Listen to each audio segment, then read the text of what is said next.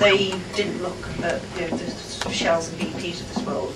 It started from a germ, and now it's actually demonstrating to companies like that there are different ways to operate. I'm not saying that model would work for everybody, but there are different business environments now that we have to take into consideration. Is Craigslist a community then? Well, I'm saying it's just a different type of model that's used. Well, it's using community knowledge, isn't it? It takes community knowledge and it does something with it. Yeah, it's just a different way of working. Yeah, I don't think necessarily that's a community though. That's crowdsourcing.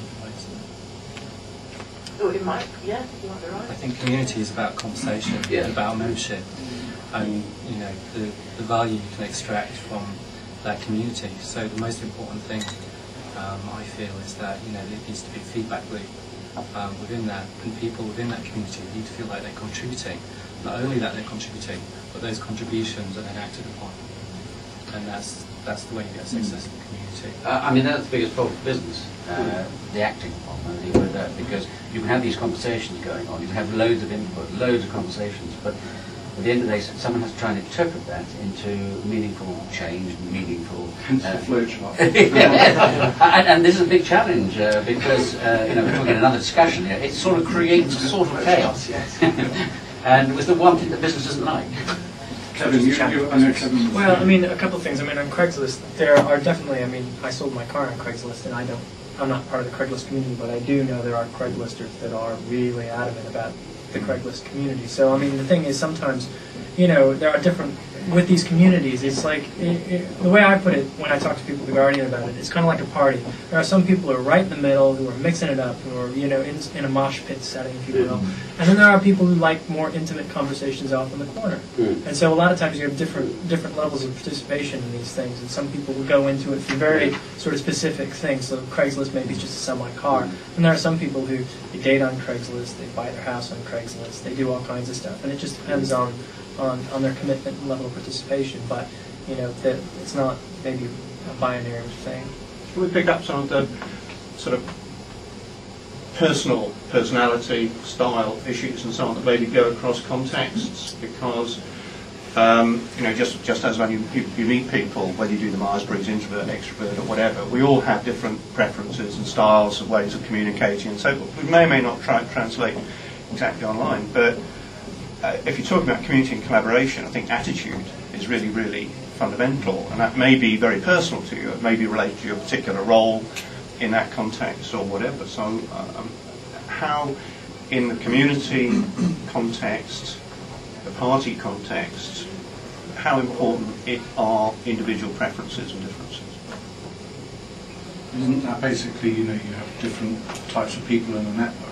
Yes. I'm not talking role, I'm talking about people's disposition to participate. I think the difference on the online community is that in the real world community, it's not real world, of course the individual characteristics, I mean, if people are a bit of a wallflower, whereas on the online community, it gives them the opportunity to stand on a little platform and say their piece without having to worry about crowds, other people's reactions, and the rest of it. So they feel less shy, to be honest. So sometimes you can get more dynamic community coming from people or conversation coming from people you wouldn't otherwise have expected to contribute. So I think that's of course of great value. So I think you can go the other way though. I think online communities can absolutely reflect what if you got those people together in a room, you get the two that really go at it and really shout, and you think, if I met those people in a room, that's what they'd be like. And the guy that doesn't say anything is the guy that wouldn't say anything in the corner room. I'm not saying that was... No, I think the truth probably is you're going to get a mix of both. Yeah. Some people are going to make the transfer and some people are not. Yeah, sure. So if you're trying to mix the online-offline, then maybe those are quite important points. Yeah, right. It's funny how it actually can work both ways, because I'm sort of really thinking about how Orca is really big in India as well as Brazil, and apparently quite a lot of the online communities create a caste system, which is a bit distressing in a way, compared to what we might expect about our hopes for online community. But also there are communities that do exactly the opposite, so I want to frame the question like I did with the human rights stuff, really. It's like, how can we weight it? All of these things are possible. How do we nudge it one way? Which for me would be more the diversity and breaking down of offline barriers. And what can we do to nudge that? Doesn't that just come down to confidence? I think it's confidence to an extent, but I also think it's probably a case of creating environments where people are willing to be themselves. And the reason I say this is because online, particularly with Facebook, people are just MySpace, I think people can express themselves really easily, so they can be themselves in a really safe environment. You put yourself out there and it's fine.